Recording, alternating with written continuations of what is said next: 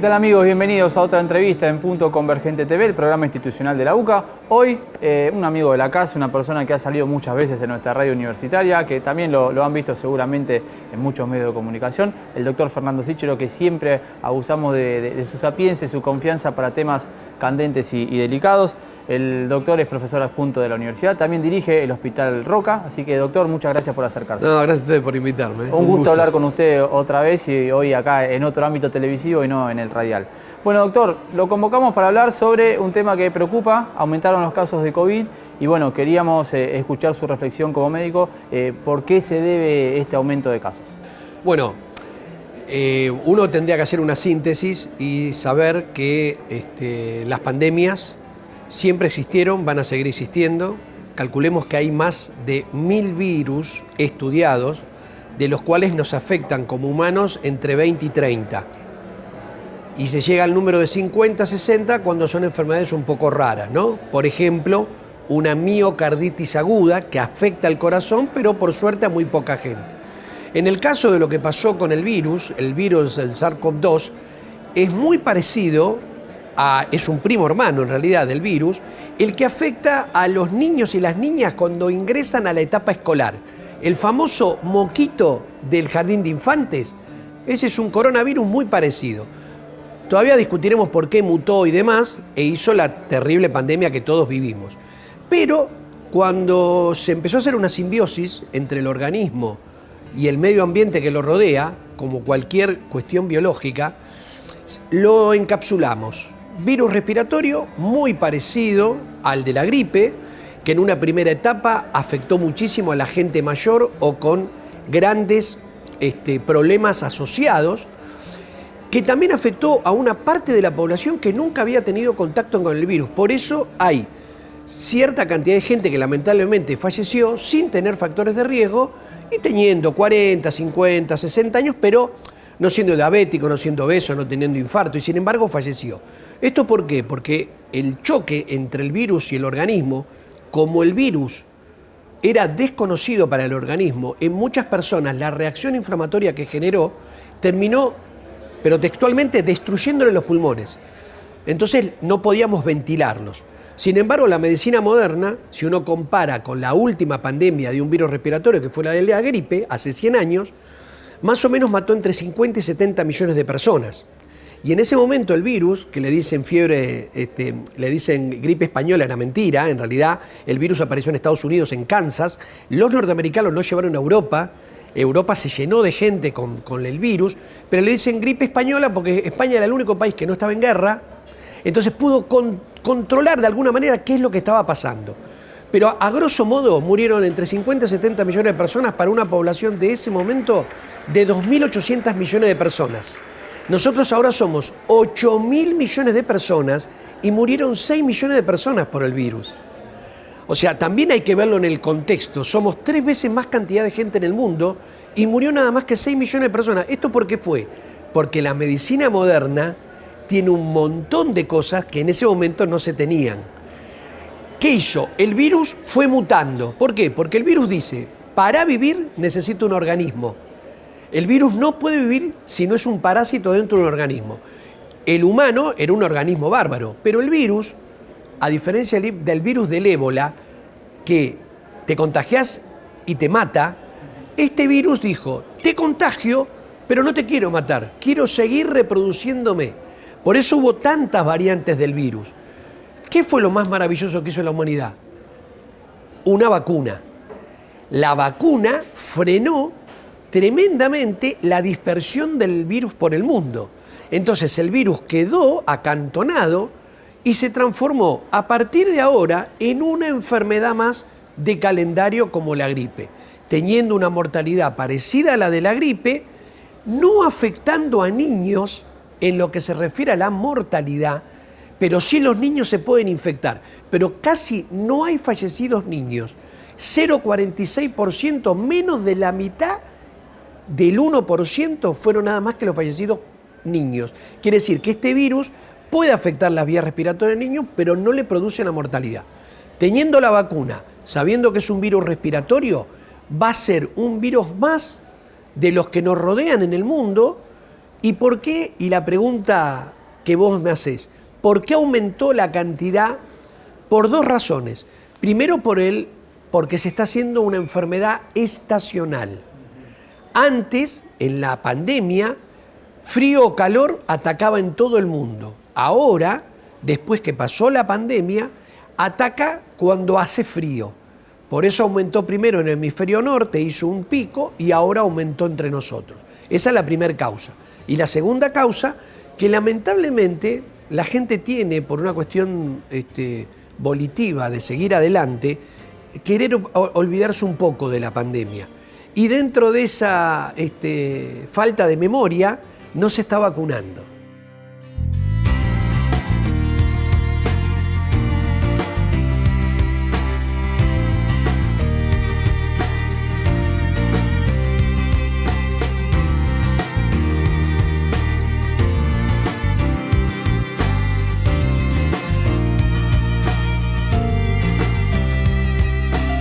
Uno es el tema de la vacunación, que se armó en su momento mucha polémica. Esta vacuna es buena, esta no, conviene darte esta otra, para esta no te anotés. Usted recién dijo que fue importante el tema de la aparición de la vacuna. ¿Qué mirada tiene con los tipos de vacunas que hay? Vio que están los laboratorios, la marca, si viene de tal país no te conviene. En su momento era a estas personas de este rango etario le damos esta vacuna y ahora hay otra. ¿Cuál es su mirada con respecto a eso? Con respecto a las vacunas en general, si uno habla de salud pública, las tres cosas que cambiaron para toda la vida, la cantidad de gente que somos en el planeta son tres: agua potable, cloacas y vacunas. O sea que es indiscutible que las vacunas sirven. Segundo, es la primera vez que en 6 meses se produce una vacuna. Una vacuna tarda entre 3 a 5 años. Se produjo en 3 meses la vacuna. Pero ¿qué pasó con la primera serie de vacunas? Más que una vacuna, parece un anticuerpo. Como por ejemplo, todo el mundo sabe, me voy a operar, me doy la vacuna para el tétanos y el suero antitetánico. ¿Por qué? Porque si yo me doy la vacuna y me voy a operar, el organismo necesita un tiempo para hacer los anticuerpos. Le doy el suero antitetánico, que ya tiene los anticuerpos, y evito tener tétanos. ¿Qué pasó con la vacuna de COVID? Funcionaba como un anticuerpo, funcionaba como un suero. Entonces la gente se daba cuenta que se tenía que vacunar mucha cantidad de veces, porque el efecto a largo plazo la vacuna no lo podía lograr. Ahora hay una nueva vacuna bivalente que tiene el virus de Wuhan y el virus de la última serie, el Omicron. Al ser bivalente te da, entre comillas, no para toda la gente, porque ustedes saben que el 100% de la vacuna no hace inmunidad en la gente. Te da para la mayoría de la población una posibilidad de cubrirte casi por un año. Entonces uno dice, después que me vacuné muchas veces, 4 o 5 veces, con una vacuna de ARN, con una vacuna recombinante, la última vacuna que están haciendo los laboratorios sirve para mantener la inmunización durante un año. Lo que va a pasar el año que viene, es decir, vamos a ver qué nos pasó con la gente vacunada. Vamos a ver si la gente, por suerte, no se muere más de COVID.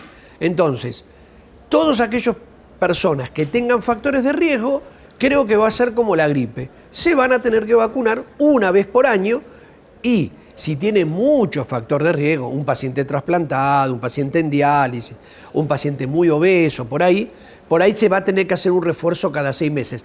Pero la vacuna va a quedar sectorizada. No va a ser, digamos, ¿por qué? Porque se dio cuenta que los chicos pueden sufrir el COVID, pero están o asintomáticos o no lo sufren gravemente. Entonces también vacunar a toda la población, pero eso se tiene que ver dinámicamente una vez que la pandemia, que para todos creo que terminó, digamos, ¿no? Usted dijo, está sectorizada. ¿Quiénes serían el rango etario de las personas o los pacientes que deberían sí o sí tener la vacuna? Sin ninguna duda, todas las personas mayores de 50 años, todas las personas que trabajan en salud o en seguridad o en contacto con mucha gente, aunque parezca mentira, un colectivero o una cajera de supermercado, el reciclaje de gente que tiene... No, o sea, los que tengan mucha asigüedad con mucha gente y todos los mayores de 50 años tengan o no tengan factores de riesgo. ¿Por qué? Porque vuelvo al principio, la enfermedad prácticamente no generó mortalidad en niños, pero sí en adultos. y sobre todo adultos mayores. Fíjense que en la primera parte falleció lamentablemente mucha gente mayor de 80 o 90 años, ¿no? Entonces, me parece que el grupo etario es mayor de 50, con factores de riesgo, personal de la salud y gente que tenga un contacto con mucha gente al mismo tiempo. ¿Ha habido gente que ha tenido síntomas por darse la vacuna que no fueron favorables? 0,03%. Nada. Absolutamente nada. No. La vacuna no tiene contraindicaciones. Lamentablemente sí, lo que puede ser que había algunas vacunas, por ejemplo las chinas, que eran efectivas, pero nada más que en el 50% de todos los que se lo aplicaban. O sea, cada 10 personas que aplicaban la vacuna china, 5 no les hacía efecto. Por eso China tuvo un gran rebrote, porque no permitía las vacunas norteamericanas o inglesas. Ahora, las vacunas, la Pfizer o la Moderna, tienen casi una efectividad del 85%. Es muy alta. Entonces, esas vacunas de primera generación que cubren nada más que el 50%, yo creo que se van a dejar de hacer.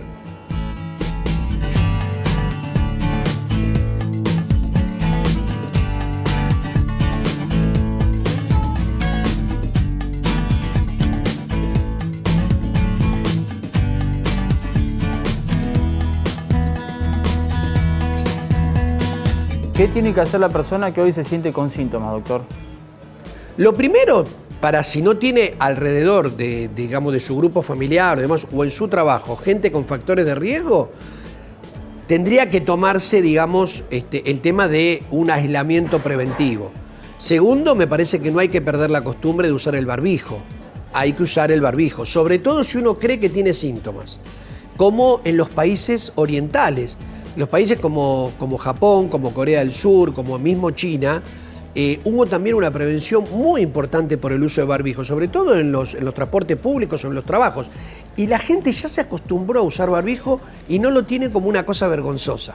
Entonces me parece que hay que aislarse, está muy sintomático, y si tiene síntomas leves, hacer su trabajo habitual, pero con barbijo. ¿Pero hay que testearse? No, ya no se necesita. No se necesita porque se demostró que... ¿Por qué me tengo que testear? El que tiene factores de riesgo.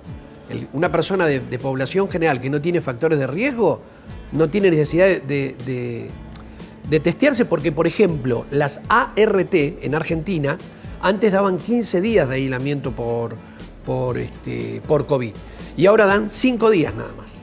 Y a los 5 días volver a trabajar. Quiere decir que el virus hizo una simbiosis con la humanidad y trata por ahí de contagiar mucho, pero de matar poco. Para poder existir. Para poder existir, exactamente. A modo de cierre, doctor, ¿qué reflexión podemos tener de lo que pasó con la pandemia y cómo estamos actualmente? De todas las pandemias se aprende. Me parece que, por ejemplo, en Argentina el aislamiento tan severo no fue bueno. No fue bueno para nada. ¿Por qué? Porque uno hace comparaciones estadísticas. Por ejemplo, España tiene casi la misma población que nosotros. España tuvo 190 días de clases en el 2020 y en el 2021. Y en España fallecieron 100.000 personas. Y acá fallecieron 130.000 y tuvimos 1 año y medio sin clase. O sea que el aislamiento severo, por ejemplo, no sirvió. Lo segundo, más rápido en bajar la discusión política, y no importa del partido que se sea, las vacunas son altamente efectivas, y me parece que todo lo que pasó con las vacunas, con el tema que la compramos, que nos van a vender, me parece que esas cosas tienen que dar un giro en la cuestión política y profesional para que cuando aparezcan estas cosas toda la gente esté unida dentro de un fin común, ¿no?